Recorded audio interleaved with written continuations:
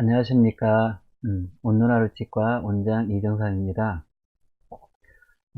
제가, 이번이 네 번째, 유튜브로 쌤들과 만나는 시간인데요. 그동안 3회에 걸쳐서, 상학 전치부에서, 루트 멤브레인 테크닉에 대해서 말씀을 드렸는데요. 오늘은, 소구치에서도 상당히 이 루트 멤브레인 테크닉이, 유용하게 사용할 수 있는 테크닉이어서, 소고치에서 사용하는 루트 멤브레인 테크닉에 대해서 말씀을 드리려고 합니다. 그 전에 강의에서 말씀드리긴 했지만 어, 우리가 상학 전치부에 보초를 할 때 핑크 에세릭에 대해서는 별로 크게 신경을 쓰지 않아도 보시는 사진처럼 좋은 결과를 만드는데 크게 어렵지 않거든요. 근데 이제 임플란트에서는 실제 그런 결과를 만들기가 쉽지 않다라는 것을 해보신 쌤들은 되게 많이 아실 겁니다. 그래서 처음 케이스에서 가장 대표적으로 우리가 많이 할 수 있는 케이스인데요. 루트 프랙처가 있었을 때 크라운 파트에 프랙처가 있어서 발치가 필요로 하다고 생각될 때 사학 전치부에서 보셨던 첫 번째 발표했던 증례처럼 어, 루트 멤브레인으로 굉장히 심리적으로 수복할 수 있고요. 두 번째 발표했던 케이스는 측절체에서 사용했던 루트 멤브레인 테크닉인데요. 상악 전치부의 협측에 온전하게 루트를 다 사용하지 않고 일부의 루트만 남겨놔도 루트를 남기지 않는 것보다는 심리적인 수복을 만드는 데 있어서 심리적인 결과를 만드는 데 있어서 굉장히 좋은 효과가 있다라는 것을 이렇게 테마로 발표를 했었고요. 세 번째 했던 케이스는 중절치와 측절치에서 연속으로 결손이 있었을 때 대개 중절치와 측절치의 임플란트를 연속으로 식립하는 것은 어떤 사람들은 뭐 컨트롤 인디케이션이라고도 얘기하기도 하는데 그 가장 큰 이유가 중절치와 측절치 사이에 파필라를 만드는 게 굉장히 어려운데요. 루트 멤브레인 테크닉을 사용하게 되면 연속적인 어떤 그런 볼륨의 연속성과 파필라의 어떤 유지를 하는 측면에서 굉장히 좋은 결과를 주는데 어, 어, 루트 멤브레인 테크닉이 긍정적인 효과가 있다고 생각합니다. 요번에 이제 쌤들하고 디스커션 해볼 케이스는 소구치인데요. 이 환자분 같은 경우는 이제 제1소구치에서 임플란트를 해서 결과가 이렇게 됐는데요. 술전의 CT를 보시면 루트가 굉장히 많이 짧아져 있고 실제 이 사진에서는 보이지 않지만 버칼 쪽 피스툴라에서 계속 이렇게 노응이 나오는 그런 환자분이었어요. 그래서 환자분이 저장하기 힘들었고 노응이 계속 나오니까 그 부분에 대한 뭔가 해결을 하려고 이제 오신 거죠. 이제 여기에서 뭐 다시 재근관 치료를 하는 것은 CT에서 뭐 다음 엑스레이에서 잘 보이겠지만 굉장히 강한 포스트가 루트에 심겨져 있었고 그 다음에 에피코액토미가 이미 전에 실행이 됐던 환자분에서 다시 근관 치료를 하는 것도 어렵다고 생각했고 포스트를 제거하는 것도 굉장히 어렵고 에피코액토미를 다시 하는 것도 예지성이 높지 않다고 생각해서 발치하는 게 좋겠다고 예, 결정을 했는데요. 이때 협측에 있는 루트 일부를 남기게 되면 보신 결과처럼 이런 결과를 만들어내는데 효과적일 수 있습니다. 말씀드렸던 것처럼 루트 멤브레인 테크닉을 사용하는 제일 큰 이유 중에 하나가 어, 치아를 발치하고 나서 우리가 이 루트 부분에 임플란트의 루트 부분에 서비컬 부분에 해당되는 그 부분의 컨벡시티를 만들어 주기가 어려운데 이 루트를 남기게 되면 이 루트 컨벡시티를 만드는 데 있어서 굉장히 효과적이고 징기발 레벨을 유지하는데도 루트 멤브레인 테크닉이 굉장히 긍정적으로 영향을 미친다는 겁니다. 오늘은 뭐 거의 지금까지 해왔던 루트 멤브레인 테크닉에 대해서 좀 약간 정리하고 넘어가 보려고 하는데요.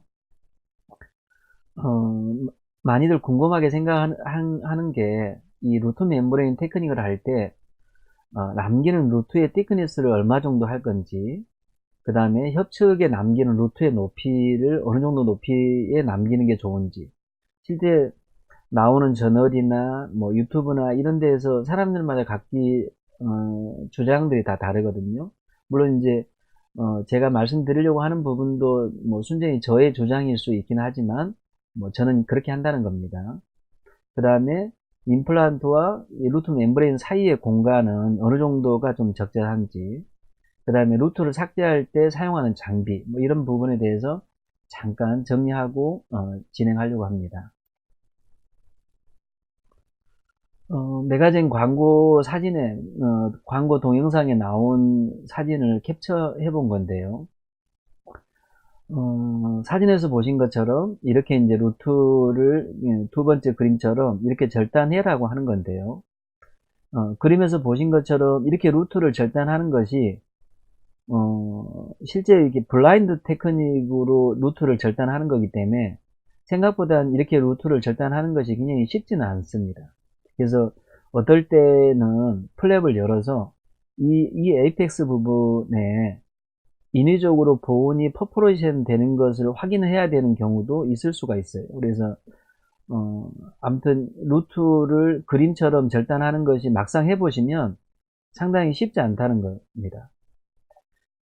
그리고 루트를 남기는 두께는 저는 개인적으로 뭐 정확하게 수치로 말씀드리기는 어렵지만 대략적으로 뭐 한 1mm에서 2mm 이 사이 정도가 적당하지 않을까 이렇게 생각합니다. 더 두껍게 남기게 되면 임플란트 루트 사이의 공간이 부족해지게 되고, 또 그렇게 두껍게 남겨야 될 특별한 이유가 있다고 저는 개인적으로 생각하지는 않습니다. 두 번째로 이 협측에 남기는 루트의 높이인데요. 저는 이 협측에 남기는 루트의 높이를 최대한 이 본 크레스트에 이렇게 맞추거나 본 크레스트보다는 조금 더 하방으로, 본을 삭제하기가 물론 쉽지는 않지만 본 크레스트 하방으로 루트를 남기는 것이 장기적인 어떤 바이올로지 측면에서 좋지 않을까 이렇게 생각하는데요.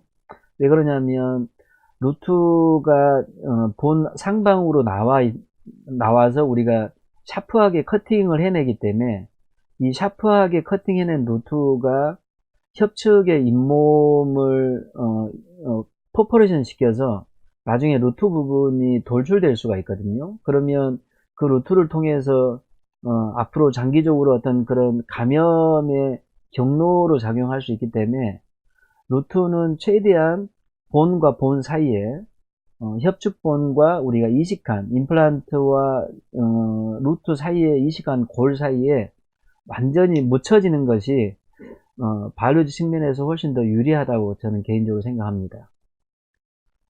그래서 임플란트와 루트 사이의 공간은 최대한 설측의 골이 허용되는 범위 내에서는 최대한 공간을 더 많이 확보하는 것이 장기적으로 바이올로지 측면에서 더 안전하지 않을까 그렇게 생각하고 있습니다.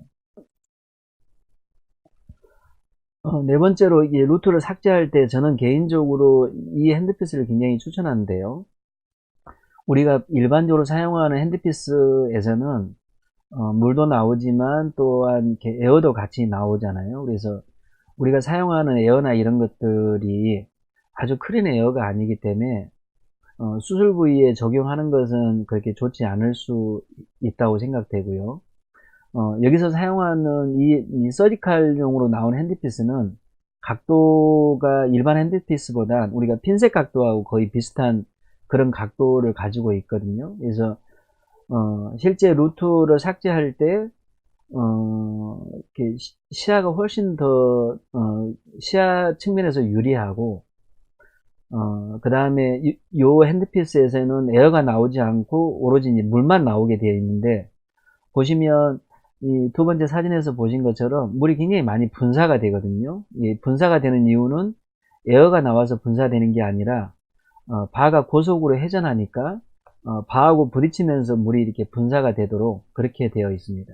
그래서 요 핸드피스를 루트 멤브레인을 사용하시려면 굉장히 강력하게 추천하고, 여기서 사용하는 주수는 뭐 체어에다가 설비를 하면 할 수 있는데, 중류수나 저는 중류수를 주로 사용하고 있거든요. 그래서 중류수가 나오도록 그렇게 체어에 설비를 해 놓으면 좀 더 깨끗하게 수술 부위를 루트를 삭제하는데 감염의 어떤 그런 원인들을 좀 더 제거할 수 있지 않을까 이렇게 생각합니다. 그리고 훨씬 더 기존에 우리가 사용하는 핸드피스로 하는 것보단 훨씬 더 편리합니다. 우리가 지금 사용하고 있는 임플란트 핸드피스로는 치아를 로우 핸드피스이기 때문에 치아를 삭제하기에는 파워가 굉장히 부족하거든요. 속도도 너무 늦고. 그래서 요 처음에 삭제할 때는 이런 하이스피드 핸드피스, 서지컬용 핸드피스로 삭제하면 좀 더 효과적으로 빠른 시간 내에 이 루트 멤브레인 테크닉을 시행할 수 있습니다. 다시 이제 케이스로 넘어와서요. 조금 전에 보셨던 케이스인데요.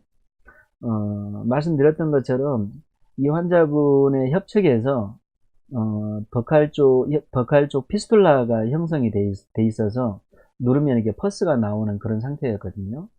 그래서 말씀드렸던 것처럼 강력하게 이게 포스트가 있었고, 에이피코를 다시 재시행하기에는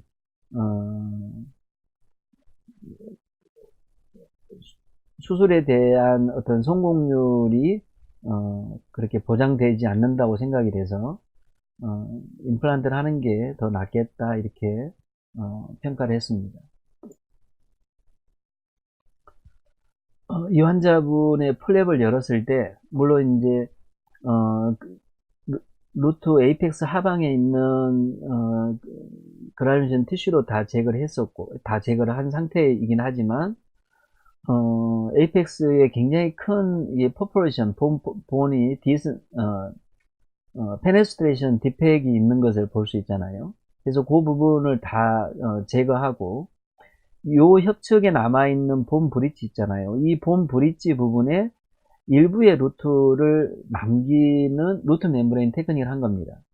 그래서 이렇게 이제 플랩을 열어서 하는 루트 멤브레인 테크닉을 해보면 루트 멤브레인 테크닉이 플랩을 열어서 하는 것이 훨씬 더 확실하고 안전하구나 뭐 이런 생각을 할 때가 있는데요. 우리가 이제 루트 멤브레인 테크닉을 지나치게 플랩리스로 이렇게 하려고 하다 보면 실제 루트 멤브레인을 정확하게 시행하지 못할 수가 있습니다. 보시면 협측에 일부의 루트가 남아있는 것을 볼 수 있죠. 여기에 플랩을 열었으니까 본그라프트를 에이펙스 부분하고 버칼 측, 협측에 본그라프트를 하고 멤브레인을 적용하고요. 그 다음에 제가 저번에 케이스 디스커션에서 말씀드렸던 것처럼 발치와 부분은 한 3mm 정도의 콜라겐 멤브레인을 접어서 패킹한 다음에 이렇게 이제 간단하게 슈처해서 마무리를 했습니다. 그래서 플랩을 원래 있었던 플랩의 위치에서 크게 코로날로 어드밴스 하지 않고 수술을 마무리한 거죠. 파닉 부분은 이렇게 그러니까 임플란트를 식립한 그 사이트는 사진에서는 뒤에 있는 치아가 재보철을 해야 되는 케이스여서 파닉으로 이렇게 그 부분을 서포트를 해줬는데요. 실제적으로 이 파닉을 뭐 꼭 해줘야 되느냐 이렇게 보면 뭐 꼭 하지 않아도 뭐 큰 문제가 없는 경우도 있는데, 그래도 가능하면 뭐 자연치아 같으면 저번에 보여드린 것처럼 슈퍼본드로 얼마든지 파닉으로 그 콜라겐 멤브레인을 서포트 해줄 수 있거든요. 그래서 파닉으로 이 발조화 부분을 서포트 해주는 것이 훨씬 더 결과에 좋은 영향을 미치지 않을까 생각합니다. 그래서 2차 수술을 하려고 이제 파닉 부분을 제거하고 힐링 어버트먼트 상부에 있는 그라누션 티슈를 제거한 상태의 사진인데요. 술 전과 이렇게 비교를 해보면 징기발 라인에 큰 변화가 없는 것을 볼 수 있고요. 전체적인 볼륨의 변화가 뭐 크게 눈에 띄게 볼륨의 변화가 있는 것처럼 보이지는 않습니다. 3개월 뒤에 임플란트를 식립하고 3개월째 프로미널이 들어간 상태이고요. 8개월째 파이널 보철물 상태이고 1년 5개월 팔로업 때 파이널 보철물 상태입니다. 술전과 술을 비교해 보시면 술전에 가지고 있었던 이 협측의 약간의 어떤 염증 상태나 이런 부분들이 굉장히 건강한 잇몸으로 이렇게 변화되어 있는 걸 볼 수 있고요. 클리니컬 크라운의 증가가 크게 클리니컬 크라운의 변화가 없는 걸 볼 수 있습니다. 제가 이제 임플란트를 하면서 뭐 전치부나 이런 쪽에는 다들 관심이 많으니까 전치부를 좀 전치부답게 임플란트를 해서 전치부답게 만드는 데에 굉장히 많은 관심을 쏟고 또 그렇게 하려고 노력을 했는데 막상 해보니까 속옷치를 속옷치답게 만드는 것이 생각보다는 굉장히 어렵더라고요. 근데 뭐 보시는 선생님들에 따라 뭐 어떻게 생각할지 모르겠지만 제가 뭐 최근에 이제 하는 임플란트들이 이제 비로소 속옷치가 속옷치답게 속옷치 같은 그런 치아의 형태가 나오기 시작하고 있는 것 같습니다. 보시면 임플란트 주위에 연조직의 볼륨이 충분한 볼륨을 갖고 있는 걸 볼 수 있고 파필라나 이런 부분에서도 상당한 개선이 있는 것을 볼 수 있습니다. 파노라마 엑스레이 술전 수루 비교 사진이고요. 스탠다드 엑스레이를 보시면 치아를 발치하기 전 상태, 루트 멤브레인을 사용한 부분 치아를 발치하기 전에 이 메지알과 디스탈의 본 레벨에서 임플란트를 식립하고 난 다음에 본 레벨의 차이가 거의 없는 걸 볼 수 있고 프록시말 본의 두께에서도 큰 변화가 없는 것을 볼 수 있습니다. CT 비교 사진인데요. 술전에 보시면 물론 이제 이 엑스레이 CT의 이미지가 이렇게 블러링이 돼서 이게 정확하게 보이지는 않지만 협측에 뭔가 이게 본이 있는 듯 없는 듯 그렇게 보인 것처럼 보이잖아요. 근데 아마 이 환자분에서 이 차를 발치를 했으면 협측에 있었던 그 본 브릿지를 잘 깨뜨리지 않고 발치하기도 쉽지가 않았을 거고 또 그 본 브릿지를 설령 깨뜨리지 않고 발치를 했다 하더라도 이 본 브릿지가 잘 유지되기가 쉽지 않을 거라고 생각하거든요. 근데 거기에 이제 이 본 브릿지와 루트의 일부를 남기게 되니까 이 최종 결과에서 협축이 굉장히 두꺼운 골이 그대로 잘 유지되고 있는 것을 볼 수 있었습니다. 1년 4개월 후 임플란트를 식립하고 1년 4개월 후에 팔로우 엑스레이 CT 사진입니다. 요 중간 엑셀을 조금 더 자세히 보시면요. 협측에 임상 사진에서 보신 것처럼 에이펙스에 본 페네스트레이션 디펙이 있었었고요. 거기에 임플란트를 식립하고 본그라프트를 같이 시행을 했었죠. 그 골이 물론 아주 전혀 변화가 없다고 볼 수는 없지만 큰 변화 없이 이렇게 잘 힐링되어 있는 것을 볼 수 있습니다.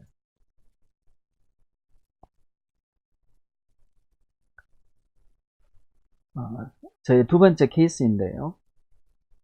이 환자분은 이렇게 보신 것처럼 치관이 파절이 되면서 이렇게 루트 부분에도 굉장히 많은 캐리어스가 있어서 발치가 필요했던 그런 환자분이셨습니다. 임플란트를 발치를 할 때 협측에 루트를 남기는, 보셨던 것처럼 조금 전에 보신 것처럼 협측에 루트 일부를 남기고 이제 루트 멤브레인 테크닉으로 임플란트를 식립한 케이스인데요. 제가 처음 이렇게 케이스에서 말씀드렸던 것처럼 협측의 루트의 레벨을 정확하게 본 레벨에 커팅하기 위해서 이렇게 미니멀 인시전이 이렇게 협측에 되어 있는 것을 볼 수 있습니다. 3.5개월 후에 힐링된 상태이고요. 커버 스쿨 힐링 어버트먼트가 일부 보이죠. 힐링 어버트먼트를 제거하고 프로비날이 들어갔습니다. 이 환자분의 6개월째 파이널인데요.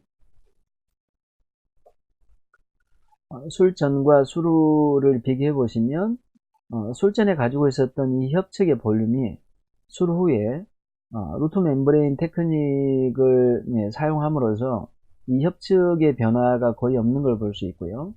보시면 소구치의 임플란트 보철이 제가 보기에는 좀 더 소구치처럼 그런 보이는 그런 결과가 된 것 같습니다.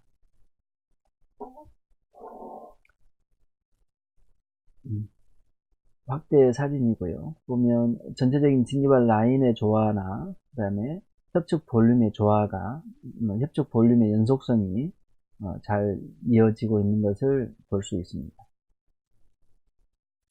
그 환자분의 파노라마 과정 사진이고요. 스탠다드 사진들을 보시면 임플란트를 식립하면서 본 소켓 엘리베이션도 같이 시행을 했었는데요. 이 부분에 소켓 엘리베이션이 설령 잘 안됐다 하더라도 이 정도의 본의 컨택만 있어도 큰 문제 없이 이 임플란트를 유지하는데 큰 문제 없으리라고 생각됩니다. 제 오늘 케이스의 마지막 케이스인데요.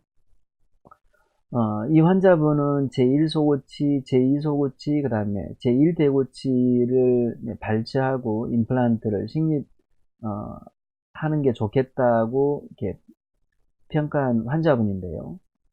엑셀을 보시면 실제 이 환자분의 시술은 2017년도에 했는데 13년도에 오셨을 때도 소구치 사이에 본 상태가 별로 좋지 않은 걸 볼 수 있고, 그 다음에 6번 치아의 이 펄케이션 쪽에 본드 상태가 별로 좋지 않은 걸 볼 수 있습니다. 근데 이 환자분에서 좀 특이한 부분은 4번과 5번 치아의 루트가 너무 근접되어 있어서 감염이 이 근접된 루트를 통해서 메잘과 디스탈보단 이 소구치 사이의 인터프록시말 본 레벨이 굉장히 많이 낮아져 있는 그런 케이스였습니다.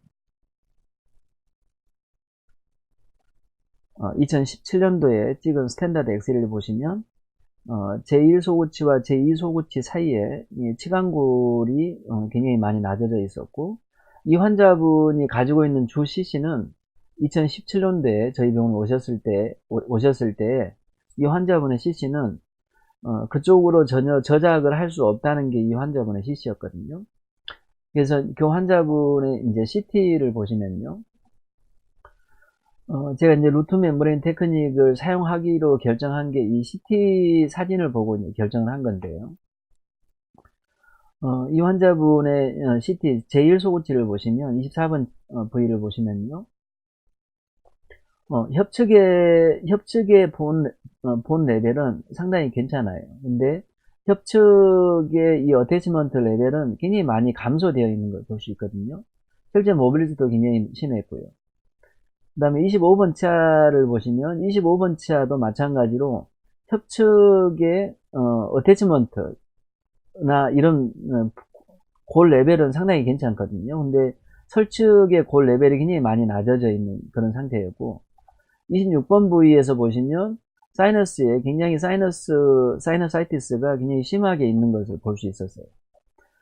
그래서 뭐 CT에서 정확하게 표현되는 것은 아니지만 에피칼 쪽에도 리전이 좀 있어 보이고 그 다음에 펄케이션 부분에도 굉장히 많은 인펙션이 있는 그런 상태였습니다.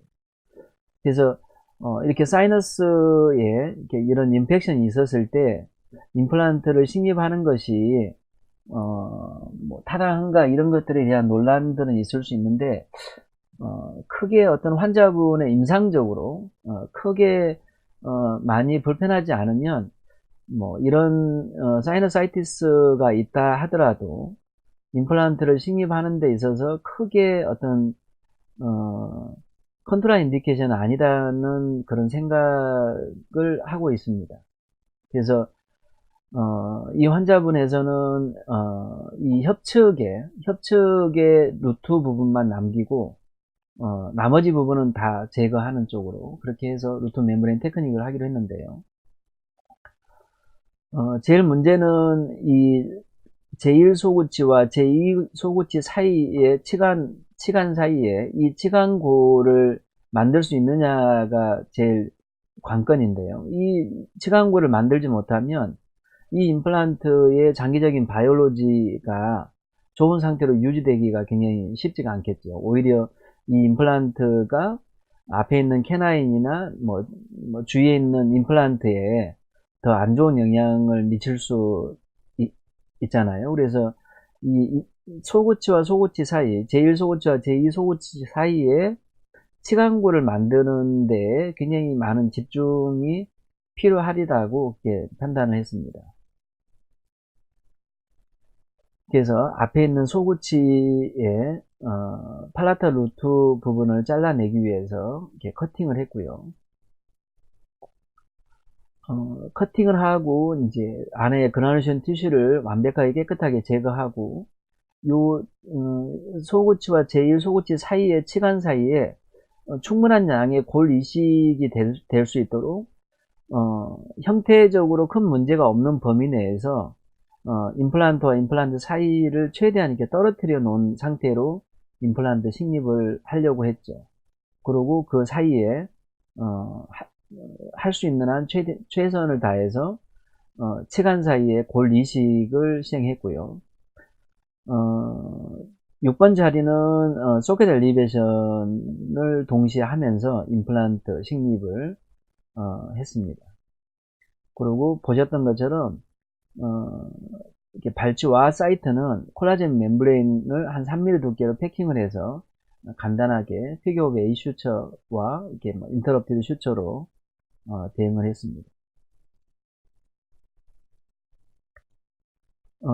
위에 콜라겐 멤브레인만 사용을 했는데도 제1 소고치는 거의 완벽하게 덮여 있는 걸 볼 수 있잖아요. 근데 아마 제2 소고치나 뭐 이렇게 제1 대구치 부분에도 이렇게 힐링 어버트먼트의 높이를 좀 낮은 것을 하고 콜라겐 멤브레인 했으면 충분히 이 부분이 다 덮일 거라고 생각이 되는데요. 뭐 다 덮이지 않아도 이 부분이 노출되어 있어도 임상적으로는 크게 문제되지는 않고 오히려 이제 2차 수술을 하는 측면에서는 이렇게 약간의 노출이 있는 것이 더 수월하게 2차 수술을 하게 해주는 부분도 있습니다. 4개월째 간단하게 2차 수술을 했는데요. 술전과 수루를 비교해 보시면 뭐 협측에서 이렇게 뭐 교환면에서 봤을 때 이 협측 볼륨을 서로 이렇게 비교하기가 좀 어렵기는 하지만 협측에서 봤을 때 제1소구치, 제2소구치, 제1대구치 부분의 전체적인 볼륨에서 요 부분에 대한 볼륨의 감소는 거의 없어 보여요. 근데 6번 부분에 대한 볼륨은 약간의 볼륨의 감소가 있어 보이는 것처럼 보입니다. 5개월째 프로비나에 들어간 상태이고요. 파이널 보철물을 세팅하기 위해서 프로비나를 제거하고 찍은 사진인데요. 보시면 이 협측의 루트를 남겨놓은 두 개의 치아의 협측의 루트를 남겨놨죠. 협측에 남겨놓은 제1소구치와 제2소구치의 볼륨의 감소가 거의 거의 미약하게 볼륨의 감소가 있는 걸 볼 수 있고, 오히려 아까 말씀드린 것처럼 6번 쪽에 볼륨의 감소가 더 많이 되어 있는 것처럼 보입니다. 그렇지만 최종 보철물을 하는 데 있어서 는 크게 뭐 문제되지 않는 정도의 범위의 그런 볼륨의 감소였습니다.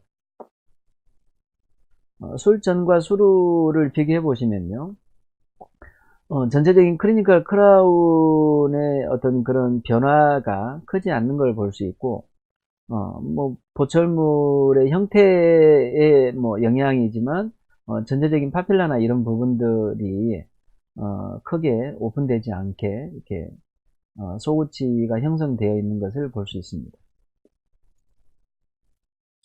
확대 사진을 보시면요, 전체적인 징기발 레벨의 징기발 라인의 연속성이나 조화가 이루어진 것을 볼 수 있고요.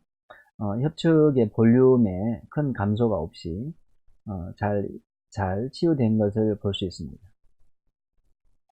이 환자분의 CT를 잠깐 보시면요, 24번 부위에 해당되는 CT인데요, 24번 부위에 이 부분에 루트 일부를 남긴 거죠. 이 부분에 거기에 임플란트가 식립이, 죄송합니다.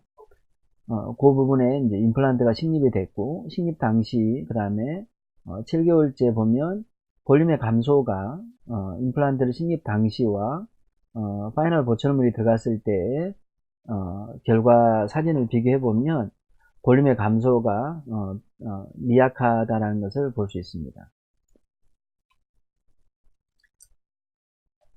제2소구치 부위에서 보시면 이제 뭐 임플란트와 임플란트 사이의 치간골은 이 CT 이게 사지탈 섹션에서는 잘 볼 수가 없어서요. 임플란트 사이트의 본 레벨만 보시면 제2소구치 부분에서도 협측에 루트를 남기고 식립한 임플란트 사진이고요. 수루 결과 사진을 보시면 협측에 볼의 볼륨이 뭐 잘 유지되고 있는 걸 볼 수 있고, 설측의 이제 이식한 골, 이게 이제 이식한 골이죠. 이 부분이 이식한 골에 해당되는 부분인데요. 이식한 골이 잘 이렇게 형성되어 있는 것을 볼 수 있었습니다. 6번 자리에 사이너사이티스가 있었던 부위에 치아를 발치하고 나면 협측과 설측에 굉장히 큰 디펙이 있겠죠. 임플란트는 세탈본 쪽에 고정이 이루어졌고요. 협측과 이렇게 설측에 골 이식이 되어 있는 걸 볼 수 있고요. 사이너스가 뭐 완벽하지는 않지만 이렇게 조금 이렇게 이식, 사이너스 소켓 엘리베이션이 되어 있는 걸 볼 수 있는데요. 7개월 때 팔로업 사진을 보시면 사이너스가 굉장히 깨끗하게 치유되어 있는 걸 볼 수 있고, 협측과 설측에 이식된 골이 잘 형성되어 있는 것을 볼 수 있었습니다. 이 환자분의 술전 스탠다드 엑스레이와 수루 스탠다드 엑스레이를 비교해 보시면 임플란트와 임플란트 사이에 골 높이가 주위에 있는 인접 치아의 골 높이와 유사하게 잘 유지되고 있는 것을 볼 수 있습니다. 저의 오늘 강의는 여기까지 내용이고요. 감사합니다.